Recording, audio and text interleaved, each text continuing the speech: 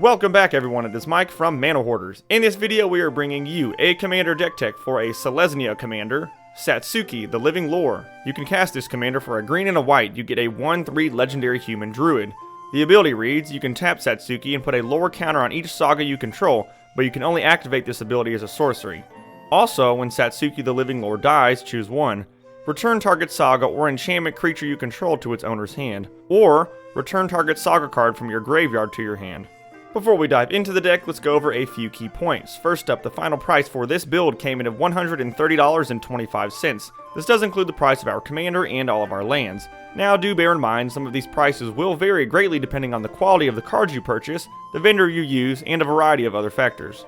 Now our main strategy involves running plenty of sagas to capitalize off of our commander's abilities.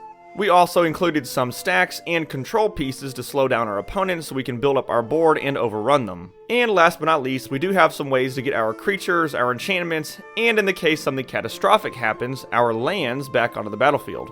Now let's go ahead and dive into the deck. First up are our artifacts. Arcane Signet can tap to give us 1 mana of any color of our commander's color identity. Crystal Chimes, we can pay 3 and tap it and sacrifice it to return all enchantment cards from our graveyard to our hand. Darksteel Ingot can tap for 1 mana of any color.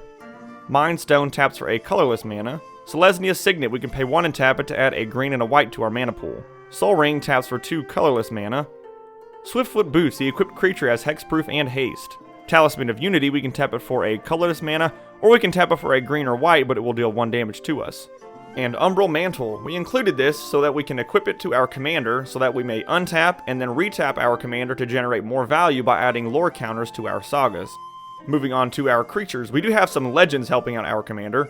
Sithis Harvest's Hand, whenever we cast an enchantment spell we can gain a life and draw a card. And Tashar, Ancestor's Apostle, has flying. Whenever we cast a historic spell we can return target creature card with mana value 3 or less from our graveyard to the battlefield.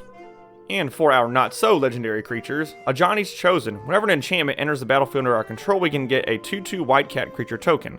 Then if the enchantment is an aura, we can attach it to the token. Auramancer, whenever it enters the battlefield, we can return target enchantment card from our graveyard to our hand. Eidolon of Blossoms, whenever it or another enchantment enters the battlefield under our control, we can draw a card. Elvish Mystic taps to give us a green mana. Evolution Sage, whenever a land enters the battlefield under our control, we can proliferate. Flicker Wisp, whenever it enters the battlefield, we can exile another target permanent, then return that card to the battlefield under its owner's control at the beginning of the next end step. Forbidding Spirit, whenever it enters the battlefield until our next turn, creatures can attack us or planeswalkers we control unless their controller pays 2 for each of those creatures. Fyndhorn Elves taps for a green mana.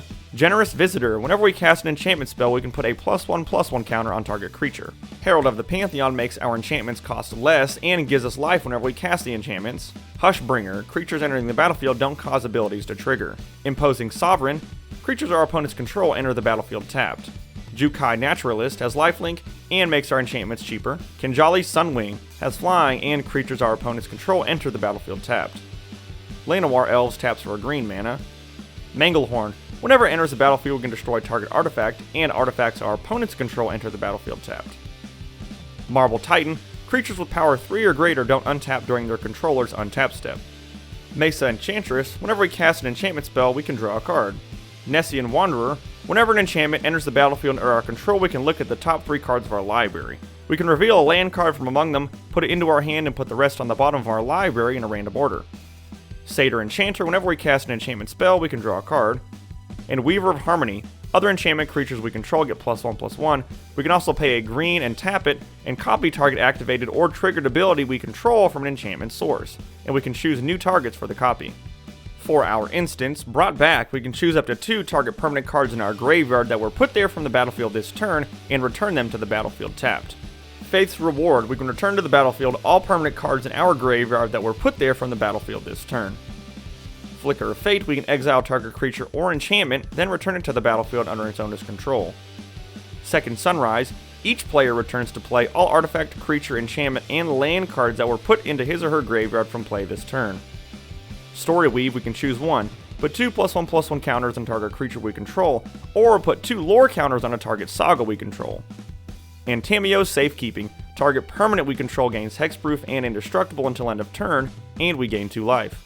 Moving on to our sorceries, it may make a little more sense now why we want to get our lands back on the battlefield, because we are running Armageddon to destroy all lands. One of the most effective ways to slow our opponents down is to deny them their resources.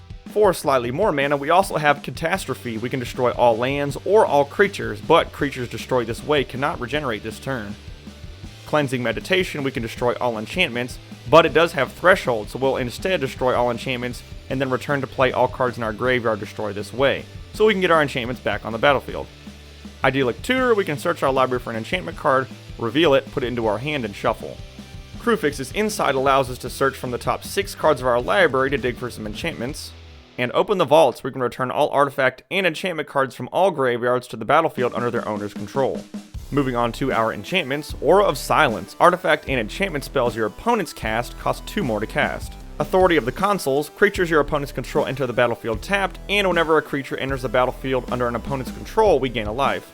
Azusa's Many Journeys. We can play an additional land, gain 3 life, and when it reaches level 3, it will exile itself and return transformed. Battle for Bredegard allows us to create some creature tokens and will allow us to copy those tokens if it stays on the battlefield long enough. Blind Obedience has Extort, and artifacts and creatures your opponents control enter the battlefield tapped. Boseiju reaches Skyward. We can search our library for up to 2 basic forest cards, reveal them, put them into our hand, and then shuffle, put up to 1 target land card from our graveyard on top of our library, and then it will exile itself and transform. Elspeth Conquers Death. We can exile target permanent opponent controls with converted mana cost 3 or greater. Then it makes non-creature spells our opponent's control cost 2 more to cast until our next turn. And we can return target creature or planeswalker card from our graveyard to the battlefield and put a +1/+1 counter or a loyalty counter on it. Enchantress's Presence. Whenever we cast an enchantment spell, we can draw. Fall of the Imposter. We can put a +1/+1 counter up to 1 target creature. Then we can exile a creature with the greatest power among creatures our target opponent controls. Fall of the Thran will destroy all lands, then each player returns 2 land cards from their graveyard to the battlefield. Gift of Immortality, we can enchant a creature. Whenever the enchanted creature dies, we can return that card to the battlefield under its owner's control. Then return Gift of Immortality to the battlefield attached to that creature at the beginning of the next end step. History of Benalia will create 2/2 White Knight creature tokens, and the 3rd lore counter will give our knights +2/+1 until end of turn. Instill Energy, a fantastic green enchantment in my opinion. The enchanted creature gains haste. We can also untap it 1 additional time during our turn. Jugen Defends the Temple creates a 1/1 green human monk creature token, puts a +1/+1 counter on each of up to 2 target creatures, and at level 3 it will exile itself and return to the battlefield as a creature. Kismet. All of target players' creatures, lands, and artifacts come into play tapped.